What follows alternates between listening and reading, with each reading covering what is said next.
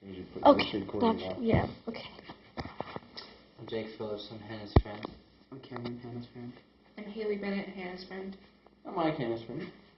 And I'm Roxy, Hannah's friend. Okay.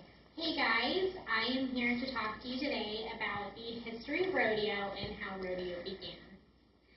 Now, it is believed that rodeo got together because of two ranchers coming together in Deer Trail, Colorado, and competing to see who was better at competing in everyday ranching tasks, or who could perform these everyday ranching tasks better. Now, in 1864, many people actually came to watch their rodeo to see who could do better, and the winner got, their pot of prize or whatever.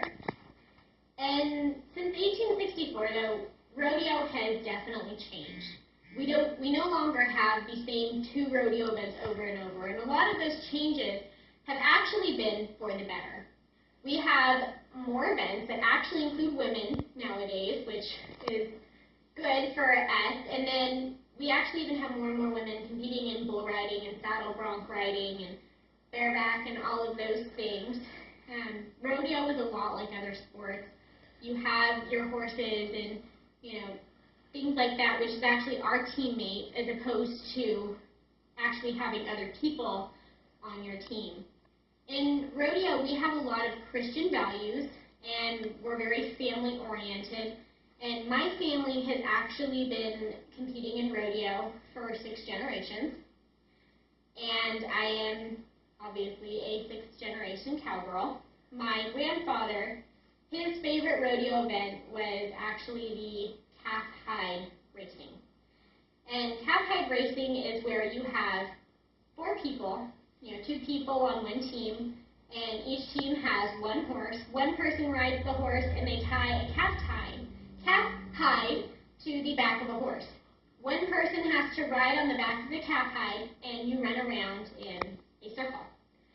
And the one who hangs on the longest or can get done the fastest is the winner. That was one event I always wanted to try. However, it is not a popular rodeo event, so it's normally like a sideshow, and you have to be in a raffle or something for that nowadays.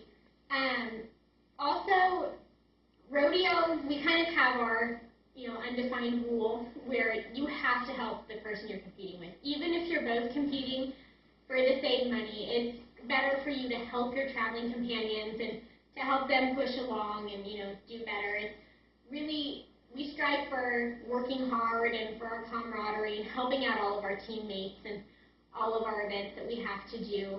Also, barrel racing is one of the newer events, and as I'm sure all of you know, barrel racing is done by girls. We have had a few boys, but they're not in the PRCA circuit.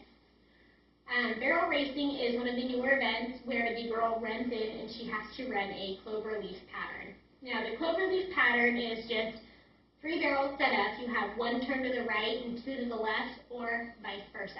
And in that event, you're racing against the clock. The one with the fastest time takes home the most money.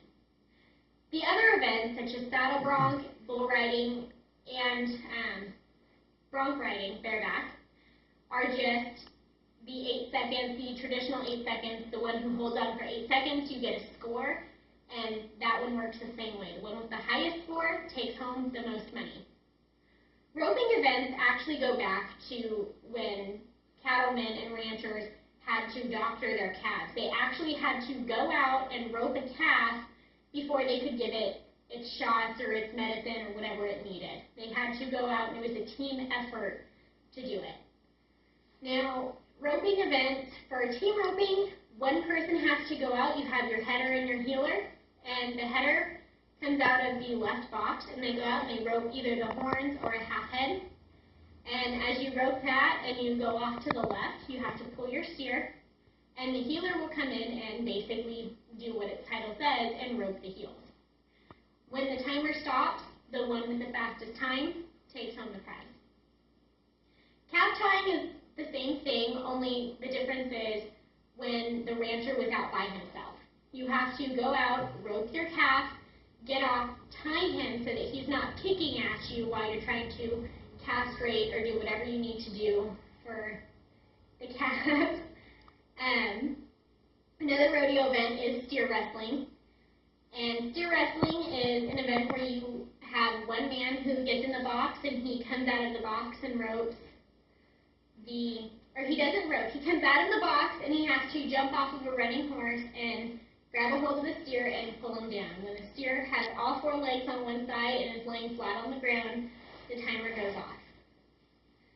Also, in high school rodeo, we have, younger events for basically kids. There's goat tying, which is where a girl will run into the arena, jump off of her horse, and tie a goat.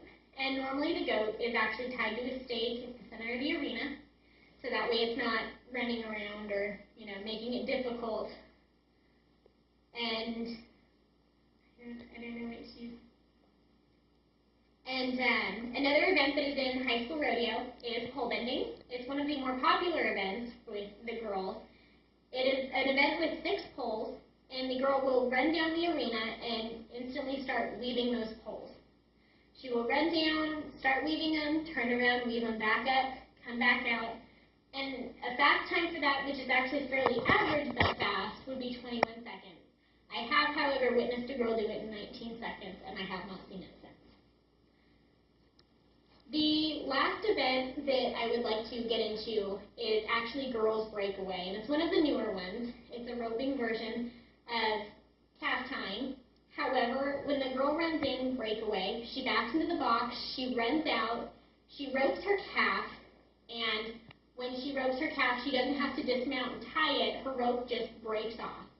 And when her rope breaks, that is when the flag is waved and her time stops. Now, those are all of the changes that they've made since the 1800s, and believe me, all of these changes have been for the better. If not, we would still have these same 2 events. The traditional saddle bronc riding, where you ride a horse and it's not broke, or bull riding just to see who's manlier than the other person around.